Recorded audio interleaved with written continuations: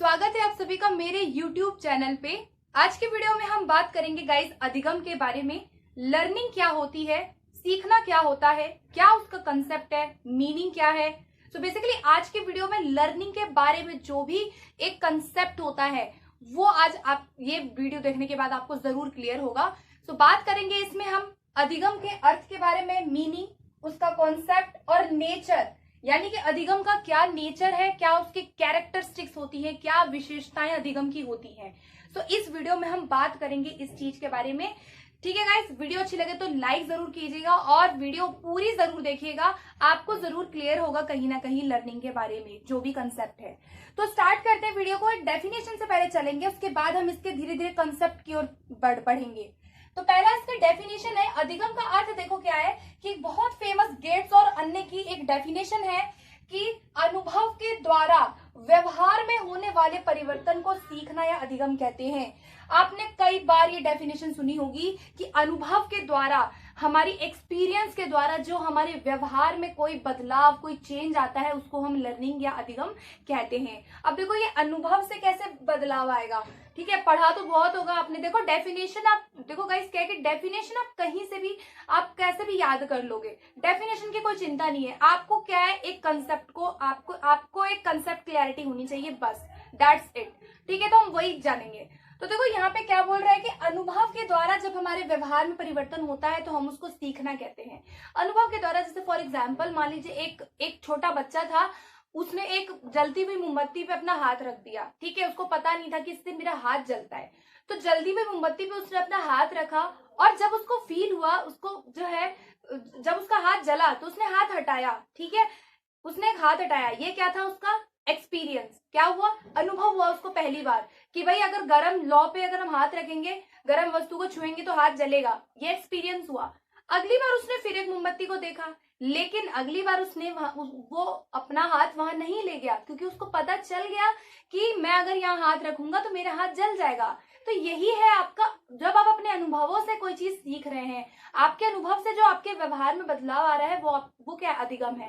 तो देखो ये डेफिनेशन जो है वो बस इतने तक सीमित नहीं है, एक कंसेप्ट को जानना जरूरी है। ठीक है, तो आगे देखते हैं, एक डेफिनेशन और देखेंगे, फिर हम इसके कंसेप्ट पे चलेंगे कि बेसिकली कहना क्या चाहते हैं, अधिगम होता क्या है।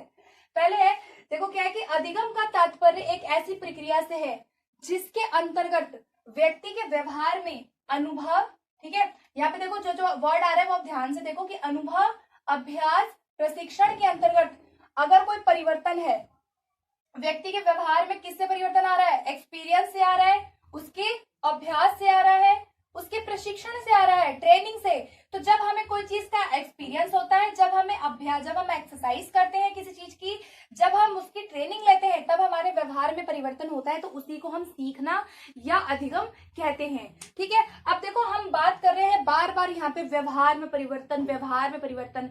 तो आप एक बात बताओ, क्या आपको लगता है कि सभी तरह के व्यवहार में परिवर्तन हम सीखना कहेंगे? देखो इसमें भी है। ठीक है, अब आ रहा है कि लर्निंग का कंसेप्ट क्या है। आपने मीनिंग समझ लिया, अब आप लर्निंग का कंसेप्ट देखो। व्यवहार में परिवर्तन 3 कारणों से हो सकता है। एक एक करके कारणों पे चलेंगे और मैं बताऊंगी कि लर्निंग जो है वो क्या होती है। देखो व्यवहार में परिवर्तन लाने वाले 3 कारक होते हैं। इन कारकों को ध्यान से पढ़ेंगे तो आपको ज्यादा समझ में आएगा, आपको एक क्लैरिटी हो जाएगी। देखो पहला है कि व्यवहार में पहला परिवर्तन होता है स्थायी परिवर्तन। कुछ कारक ऐसे होते हैं जिनसे हमारे व्यवहार में कैसा परिवर्तन होता है, स्थायी होता है, यानी कि फिक्स। ठीक है, जैसे कि हमारी परिपक्वता, हमारी मैच्योरिटी। कुछ परिवर्तन ऐसे होते हैं जो गाइस क्या होते हैं, स्थायी होते हैं, जिन्हें हम बदल नहीं सकते, जैसे कि हमारी मैच्योरिटी से जो बदलाव आ रहे हैं। तो क्या आप इनको सीखना कहेंगे, मैच्योरिटी से होने वाले परिवर्तनों को? आधे लोगों को कंफ्यूजन होगी कि कहते हैं कि नहीं कहते हैं परिपक्वता से। देखो जो परिपक्वता से हमारे अंदर जो बदलाव आते हैं ना हमारे व्यवहार में, उन्हें हम सीखना नहीं कहेंगे। क्यों नहीं कहेंगे? देखो एक एग्जाम्पल से मैं बताती हूँ। मान लो ये एक बच्चा है, ठीक है, ये एक बच्चा है, छोटा है अभी, इसने जो है कुछ भी नहीं सीखा। ठीक है, मतलब ये कुछ भी नहीं सीख रहा, इसकी जो लर्निंग है वो 0 है, इसने कुछ नहीं सीखा, बस ये बैठा हुआ है अपने घर में, आराम से बैठा है, कुछ भी नहीं सीख रहा। तो देखो नहीं सीख रहा, फिर भी इसकी बॉडी में चेंज आएगा या नहीं आएगा? एक बच्चा है, भले ही वो लर्न कुछ ना कर रहा हो, भले ही वो कुछ ना सीख रहा हो, लेकिन उसकी बॉडी में तो बदलाव आ रहा है ना, उसकी परिपक्वता में, उसके मांसपेशियों में, उसके हाथ पैर बढ़ रहे हैं, है ना। अगर मैं जो है, जरूरी नहीं है कि मुझे मेरी लंबाई बढ़ने के लिए मेरे को मांसपेशियों में जो है परिपक्वता लाने के लिए मेरे को मैच्योरिटी के लिए कुछ पढ़ाई करनी पड़ेगी, कुछ मुझे ट्रेनिंग लेनी पड़ेगी। बिना ट्रेनिंग के एक बच्चा है, वो छोटे से जब बड़ा हो रहा है, ठीक है, आप बात समझो, मैं आपको क्या बताना चाह रही हूँ कि एक बच्चा है, वो छोटे से बड़ा हो रहा है, चलना सीखा, बैठना सीखा, तो क्या आप उसको जो है कोई उसके वहां पे आप उसको क्या अभ्यास करवा रहे हो, अनुभव करा रहे हो, प्रशिक्षण दे रहे हो? देखो, आप अगर उसको प्रशिक्षण नहीं भी दोगे तो भी वो बड़ा होगा ना अपनी उम्र बढ़ने के साथ साथ। तो इसीलिए जो हमारी परिपक्वता से हमारे अंदर जो बदलाव आ रहे हैं उन्हें हम लर्निंग नहीं कहेंगे, ठीक है। अब जैसे परिपक्वता से हम इतने बड़े हुए हैं तो हम इसको लर्निंग नहीं कहेंगे, ठीक है। लर्निंग कुछ और होता है, आगे देखते हैं। अब देखो, पहला कारक तो ये है कि परिपक्वता से कुछ हमारे अंदर चेंजेस आते हैं जो स्थायी परिवर्तन होते हैं, जैसे हमारी हाइट बढ़ गई, ये स्थायी है। दूसरा है व्यवहार में अस्थायी परिवर्तन। अब दूसरे जो परिवर्तन होते हैं हमारे व्यवहार में जो आते हैं वो अस्थायी होते हैं, ठीक है, जो फिक्स नहीं होते हैं। जैसे कि हम थकावट है, ठीक है, आप कहीं गए, आप थक गए बहुत ज्यादा, तो आपका व्यवहार बदल गया, ठीक है, थकावट हो गई।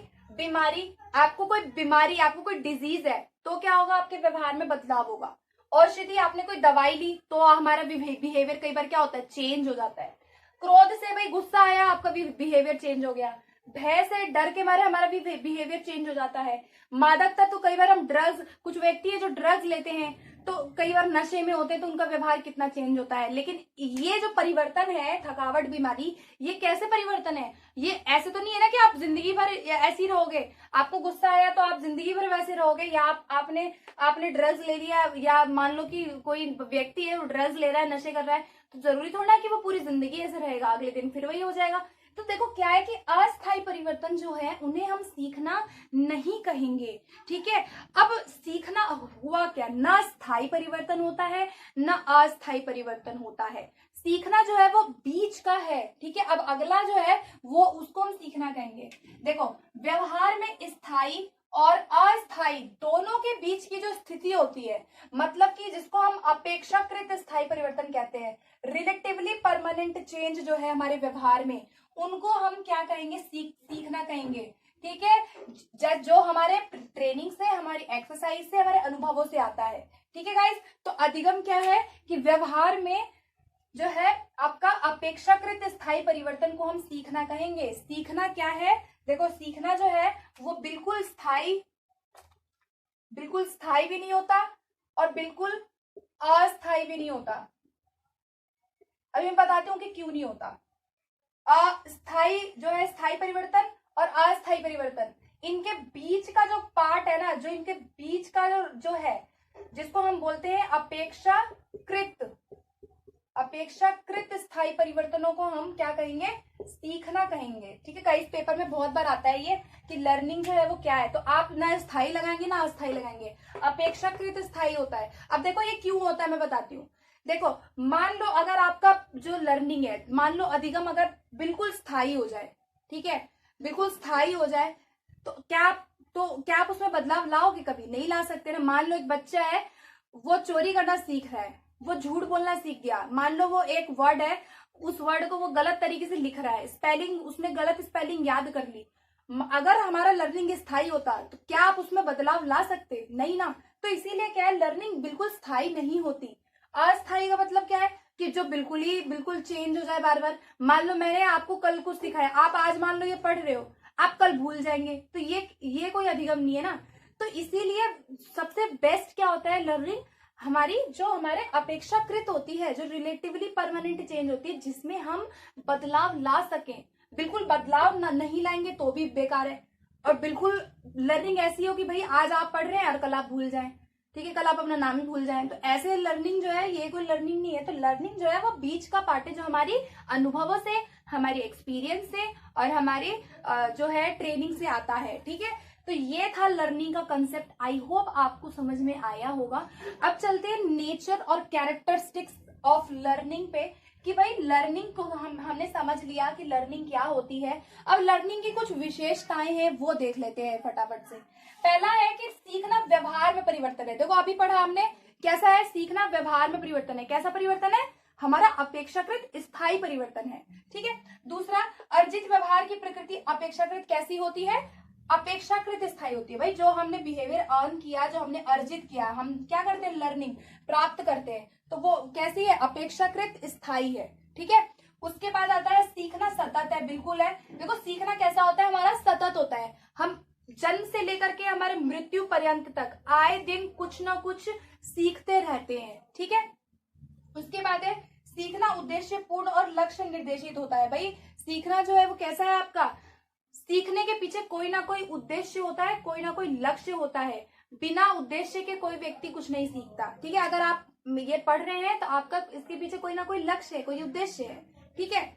उसके फिफ्थ पॉइंट है कि सीखना वातावरण और क्रियाशीलता की उपज है। यानी कि गाइस हम अपने इन्वायरमेंट में जन्म से लेकर के मृत्यु पर्यंत तक कुछ ना कुछ सीखते रहते हैं। हम अपनी पूरी लाइफ कहाँ सीखेंगे? वातावरण में सीखेंगे। लोगों से हम इंटरेक्ट होते हैं, नई नई चीजें सीखते हैं। तो सीखना कैसा होता है? वातावरण और हमारी क्रियाशीलता, जो भी हम उस वातावरण में कोई क्रिया कर रहे हैं उसकी उपज होती है। ठीक है। उसके बाद आता है सिक्स पॉइंट हमारा कि सीखना सार्वभौमिक है। यानी कि हमारा लर्निंग जो है वो यूनिवर्सल होता है। सीखना सार्वभौमिक का मतलब ये है कि चाहे वो इंसान हो या वो कोई जानवर हो, हर जो लिविंग बीइंग है वो सीखता है। ऐसा कोई धरती पे ऐसा प्राणी नहीं होगा जो सीखता नहीं होगा। हम भी सीखते हैं, जानवर भी सीखते हैं। ये कैसा है कि यूनिवर्सल है, हर इंसान सीखता है।